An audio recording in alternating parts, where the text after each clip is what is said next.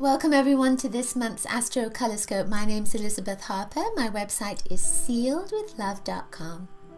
So before we get started, do remember to subscribe to my love letter. Grab your free color kit at bit.ly/color kit. Find out what your true colors are.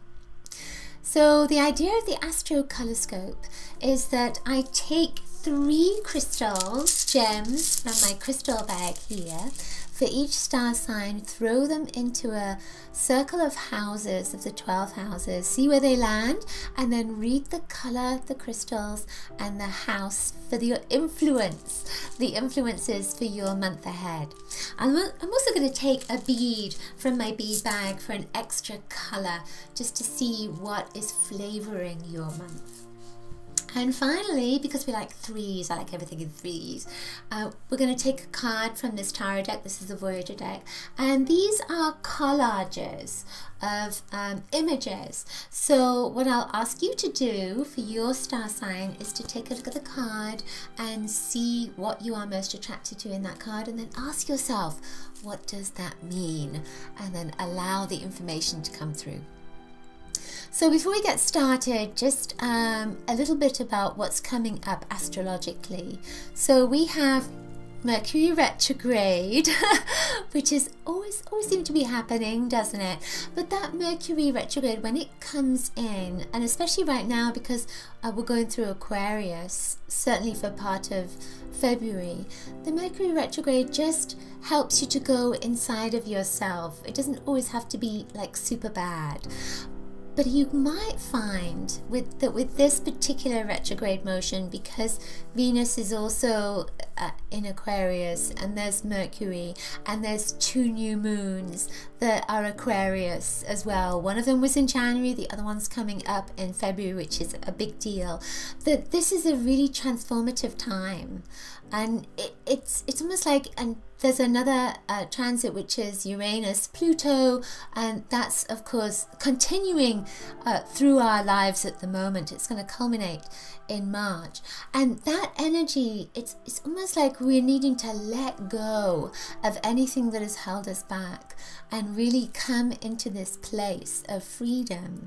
And I feel that relationships are going to be big, letting go of old relationships coming back into our lives, and maybe they're going to be mirrors for us to see what has to shift before we can get to that place of success.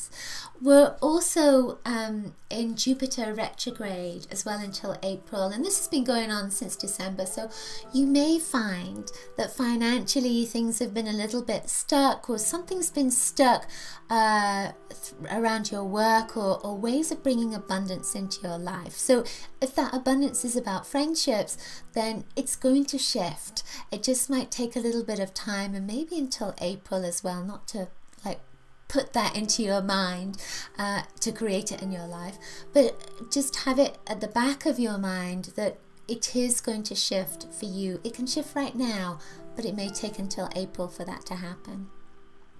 All right, so let's get started with our crystals.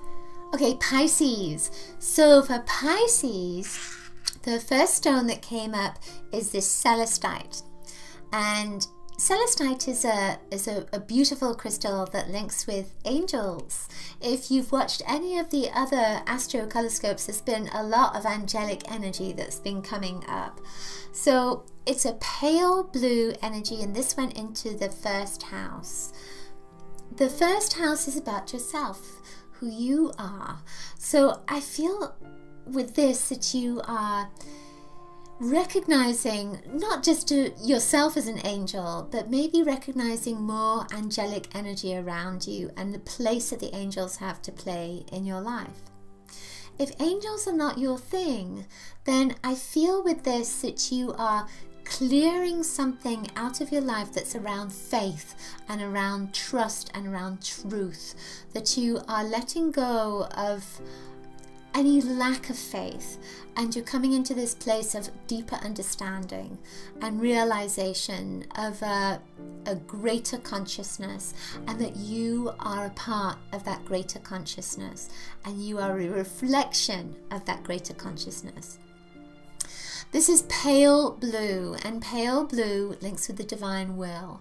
So I feel that you're going to let go of some struggle that may have been there. You know, you could have been struggling to do something and you want things your way. And the Celestite with the pale blue is saying it's okay.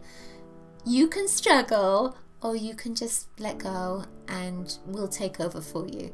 So there's a feeling of you releasing, moving through this energy and allowing the universe to guide you. So I say that and I feel like there may be a new guide that's coming in as well. So again, with the angelic energy, if this is your belief, then it may be a new angel is coming in, maybe a new guide is coming in. If it's not your thing, then it could be a new friend is coming in that's going to help you and going to help to guide you as well.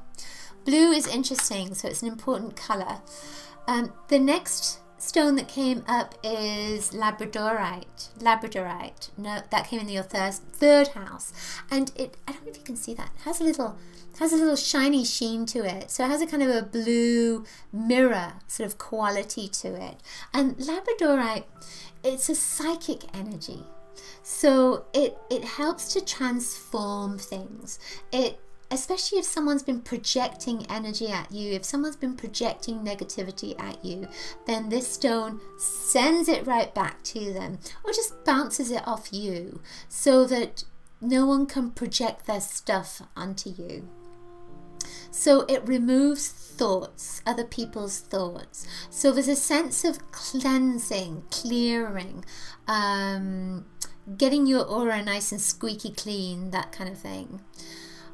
But also letting go of what other people think of you as well. And there's a little lesson in this, that if you're getting somebody's negative stuff, then it's also to look at why you are attracting that and to let go of that too.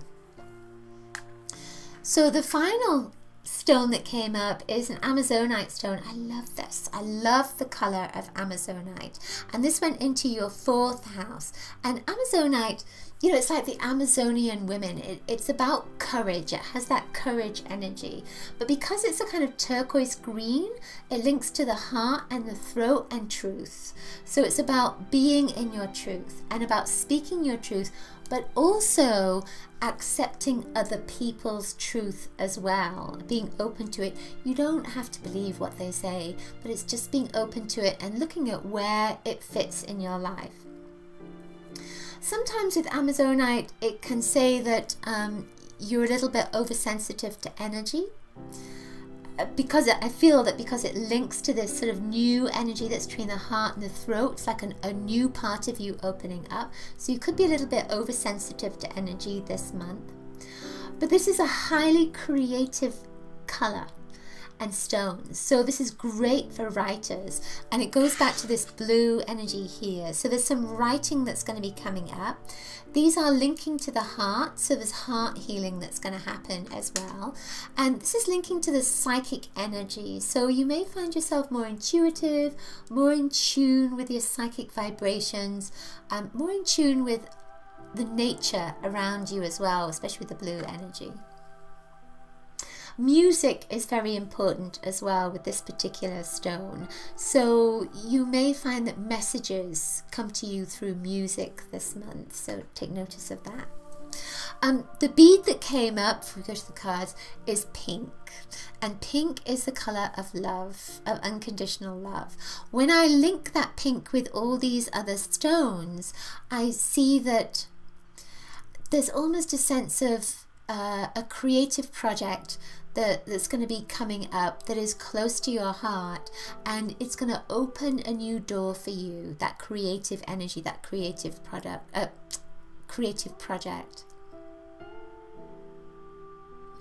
I also feel there's a new relationship that's coming in with this pink. So it's somebody that is coming in on that love level, on an inner heart level. But they could come in through some kind of teaching environment. Sweet. This, by the way, went into your 4th house. Did I say that? So you may find yourself doing some creative projects around your home as well. So let's see what the cards say, which card comes up. All right. So there is setback. It's a 5 of Wands. Ooh. So take a look at that card. See what you're most attracted to at this moment. And then ask yourself, what does that mean? What does that mean? So when I look at this card, I see something white in the distance. Oh, and a rainbow.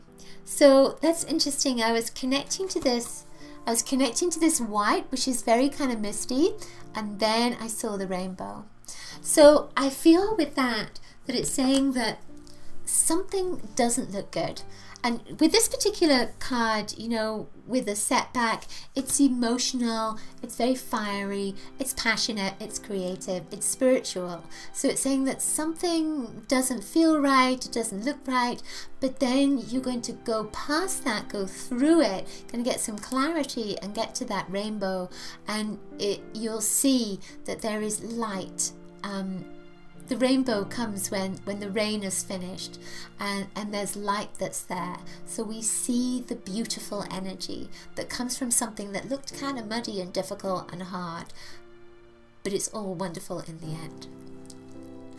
Okay, that's it for this month's Astrocolorscope. Hope you've enjoyed it. Do remember to grab my free colour kit at bit.ly/colour kit. And also check out the jewellery in my store. These are some new pieces I'll be putting into my store, store.sealwithlove.com. I look forward to seeing you next month. And of course, do leave me a comment below and let me know if the Astrocolorscope resonated with you, and please share it with your friends. Thank you so much. Coloricious blessings to you. Bye.